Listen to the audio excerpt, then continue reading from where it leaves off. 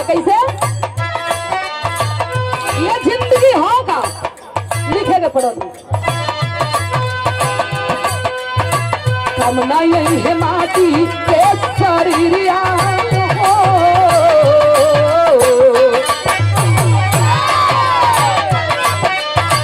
तमना यही है माटी के शरीरिया हो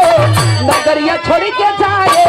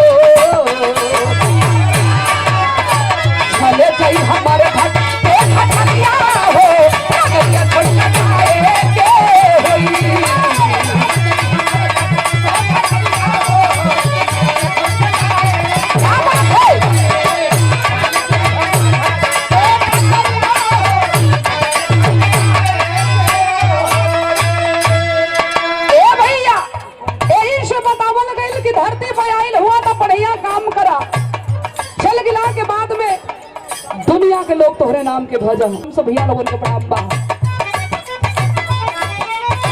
हाँ नाही पहिला संत साधा के मुनिया से चाल गईले ऋषि मुनि ज्ञानी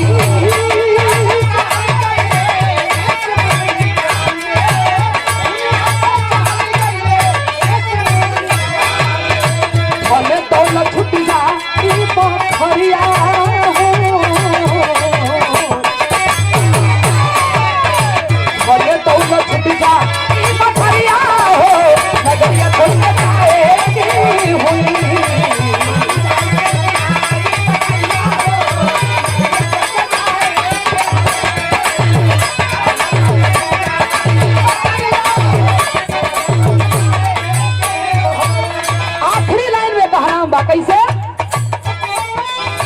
बिना सतगुरु स्वामी मिली नहीं मुक्ति भूले नहीं काशी बुल्लू सुखनंदन की भक्ति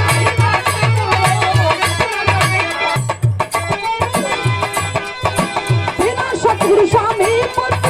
मिली नहीं मुक्ति भूले नहीं काशी बुल्लू सुखनंदन की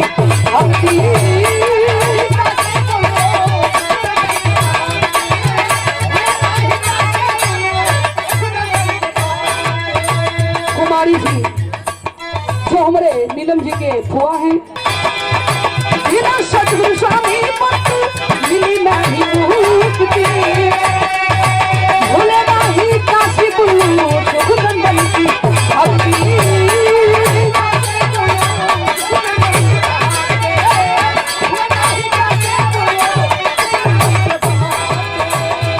भक्ति जो खने एक दरिया हूँ अभी जोखन के कदरिया नगरिया छोड़ के जाए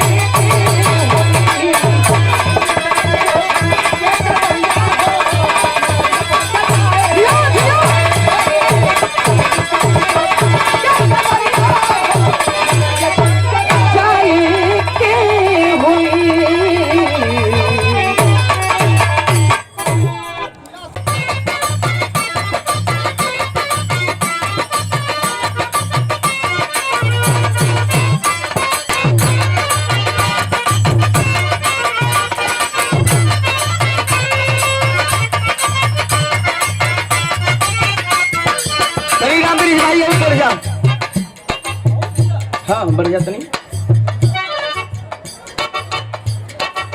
एगो मास्टर हमार तरज बजावत हुन कोनो मर्द अपना मेहरारू के साथ 10 दिन बिता के परदेश चल गई। हम बताइए भैया अगर सच्चा प्यार हो तो सच्चा अगर प्यार हो तो पति से पत्नी दूर हुई तब वो दर्द हुई या पत्नी से पति दूर हुई तब वो दर्द हुई। वही तरह कोनो में हरारू को मरद परदेश चल गल सखी से होली पूछली का हो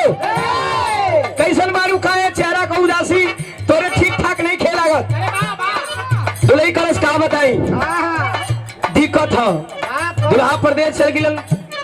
वो बतावे का बताओ मास्टर।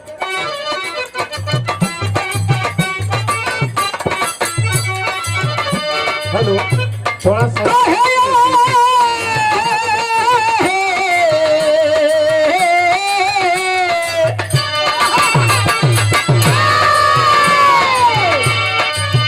बढ़िया दिया पिया के प्यारी कोई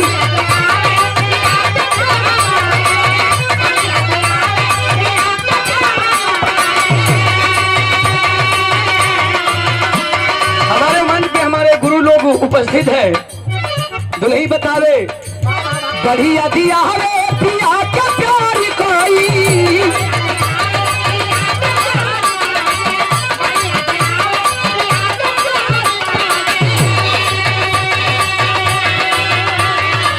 रतिया तरतिया पहाड़ दीन भाई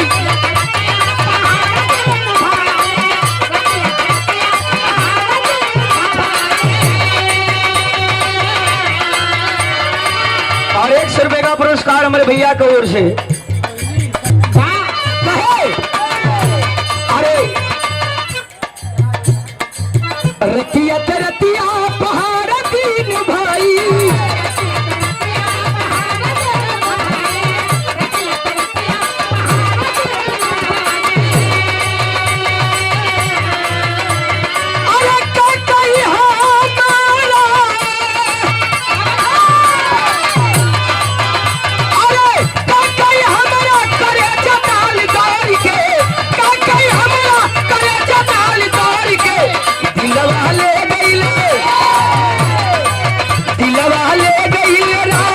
बोतल में भर के